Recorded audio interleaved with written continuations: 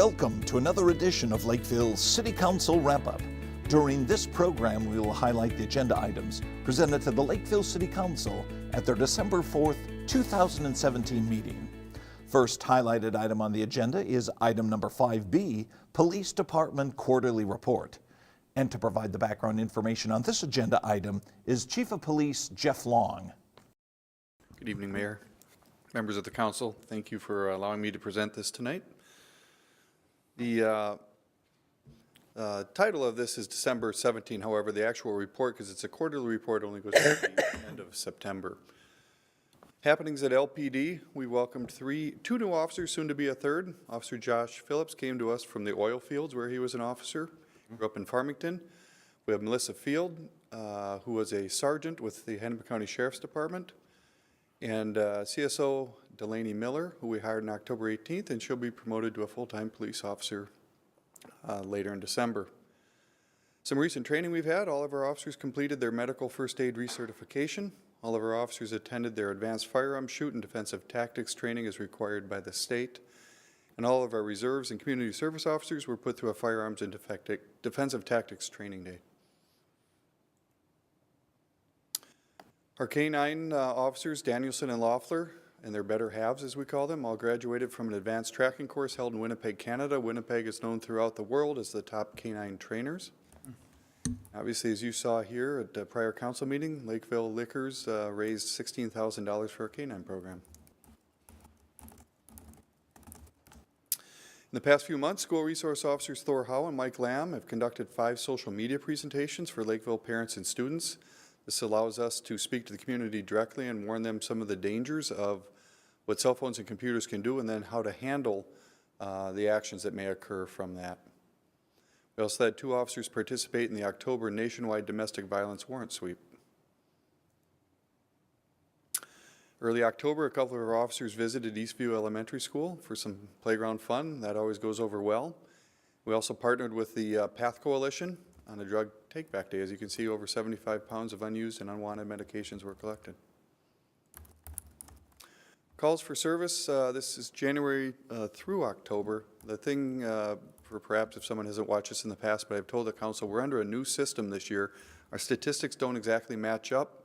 So the statistics from 16 to 17, we do the best we can, but they're not an exact copy. It'll be a much better comparison when we compare 17 to 18. Keep that in mind as we look at this. As you can see, fraud, this shows a decrease. What we call the welfare checks is that's just when somebody calls and they're concerned about somebody and we go out and check. Those virtually haven't changed. Our mental health calls are up slightly, but again, this is not an exact comparison. And then what goes along oftentimes with mental health calls would be these threats and attempts. Traffic stop and accidents call. As you see in the note up there, we had no traffic car most of April through June as the traffic car was reassigned to the school resource officer position when that officer stepped down. We are again without a traffic car for the remainder of the year as the officer that had been the SRO has now also stepped down. He's moved on to a different profession. Property damage accidents, you can see that those are down, and quite honestly, a lot of that's due to the roundabout. We have dropped dramatically in the roundabout accidents. The personal injury accidents are up slightly this year. Just some comparisons of Part 1 and Part 2 crimes. There's no significant changes really in any of that. Again, these are also, the counts are not exactly identical as they were last year. The traffic unit, while it was active, here's some of what they had done. Close to 1,000 citations and close to 200 warnings. The most important piece to me is not the citations or warnings, but it's the number of dedicated patrol hours. And that is what, when somebody calls and they would like extra patrol for speed in the neighborhood or stop signs, that's what those hours are. They're directed for the neighborhoods. Total calls for service right now, because of that change in systems, we can really only compare ourselves to Woodbury as compared to the other cities that we used to compare to. And as you can see, you know, Woodbury, fairly comparable. We make more traffic stops. They tend to have more total non-traffic calls. They also have much more commercial area. They get a lot of shoplifters and things such as that. DCC statistics, this will compare us to Eagan and Burnsville, the other two cities that are large in our city. As you can see, we're slightly below Burnsville and quite a bit below Eagan. And I just end it with our mission statement. This will actually be put up on our briefing room, so every morning when people come up, it's actually going to be almost a full wall size layout on our briefing room, so each morning we'll get to take a look at that. And I'll stand for any questions. Next highlighted item on the agenda is item number 7, public hearing on the adoption of a fee schedule by ordinance. And to provide the information regarding this agenda item is Finance Director Geraldine Erickson. Mayor and council members, I just have a few comments about the fees. At the workshop on November 27th, we had another discussion of the fees for 2018, and those fees that the council gave us some direction on making changes. Those changes were incorporated into the final version that you're seeing tonight, and those were in the areas of the park dedication fee, inflatable fees, and removing the food vendor fee, and I believe that was it. But just a comment for the benefit of the public, we do have our fee schedule available online so that residents and businesses can see what the fees that are being charged by the city. We do try to make it a comprehensive document and transparent about the fees that we charge. Sometimes as we go through the process of reviewing the fees each year, we find that maybe we've been charging some fees per ordinance or per some policy that weren't reflected in the fee schedule, and we add those and we note those in the changes that they've been historically charged, but they are being added to the fee schedule. In addition, we are adding fees to, or updating fees to recover our costs. And so as inflationary pressures impact some of the fees, we change those and present that to the council. And one fee or multiple fees, the utility rate fees, those impact all of our residents and businesses. Those are proposed to be increased. And I won't go through the specific dollar amounts, but other than the specific fees on that, but for example, on an 18,000 gallons per quarter consumption, the impact of that is about $7.50 per quarter, so about $30 per year. And with that, I'll stand for any questions, or we have a public hearing. Item number 7 was approved by the Lakeville City Council. Next highlighted item on the agenda was item number 8, public hearing on the 2018 tax levy and budget.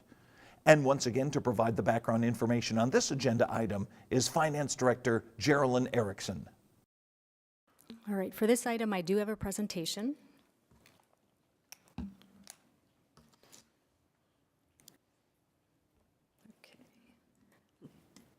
So the 2018 tax levy that is being recommended is a 4.95% increase. It's just over $28 million for all of the funds.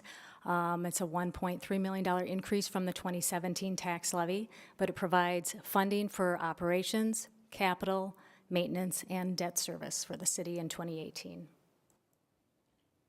Here's a breakdown of the levy. You can see the majority of it goes into the general fund, about $20 million, and then the second highest is the debt service funds. And the debt service levy is the levy that is covering the payments that are due on the debt that has been issued in 2017 or years prior. So not any of the debt that will be issued in the future. Community has continued to grow in 2017, or for the values for the 2018 levy show about $177 million increase, or a 2.9% increase. It generates approximately $766,000 in property taxes, and this is based on the 2017 property tax levy. It just happens to be about 2.9% of the 2017 property tax levy as well. This chart shows the market value generated from new construction, and as you can see, we had a pretty steep decline in about 29 and 2010, down to 2012 being the low, and we've been increasing ever since, and so 2018 is reflecting that $177 million increase. And this chart shows the breakdown of the new construction, and the residential obviously is comprising the majority, about 87%, or $153 million of that $177 million increase. And our tax capacity rates have declined since 2013. It's at an estimated 0.36295. And the impact on the median valued home, which is at about $283,000, is estimated to be about a $35 increase. And this is just on the city portion of the taxes. It doesn't reflect the impact of any other decisions made by the school board or the county and other taxing districts. On a commercial property valued at $1 million, and we incorporated a 3% increase in market value. The aggregate of all commercial properties in Lakeville for 2018 went up 3%, recognizing that each property will vary in the amount of change that they experience. We use a 3% increase in market value, and the impact of the tax levy for 2018 is about a $16 decrease, again, just on the city portion of the taxes. This chart shows a breakdown of the revenue by source for the general fund. As you can see, about 70% of the revenues in the general fund come from property taxes. The next highest is 10% for charges for services, which is for planning and so forth when we provide services to the public. And then I wanted to note the use of reserves over on the left-hand side is about 3%, or about $742,000. My next chart will actually show what we're using fund balance reserves for. It's for one-time projects or long-term capital purchases or major improvements. So our fiber project, this is for phase 3 of connecting our buildings and so forth with the fiber. Our comp plan updates, which are completed about once every 10 years. Improvements for trails and facilities, as well as our community survey, Envision Lakeville. I think this is our 5-year update. On the expense side, public safety is about 46% of the expenses as expected. And the next highest is general government, about 5.9 or 21%.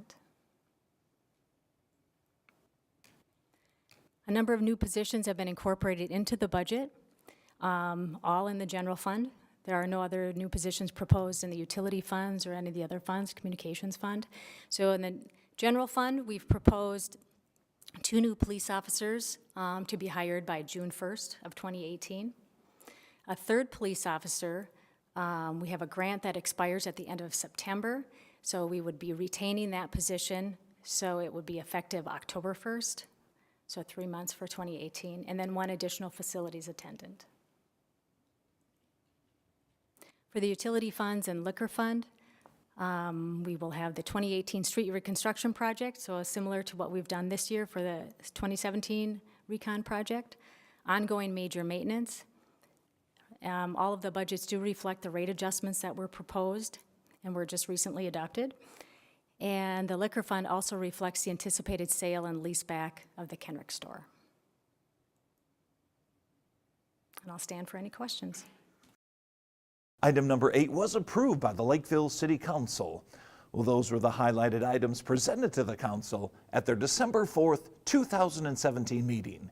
If you have any questions or comments regarding these agenda items, please feel free to call City Hall. The number is 952-985-4400, and you can view the complete City Council meeting online at lakevillemn.gov. Thanks for watching this edition of Lakeville City Council Wrap-Up.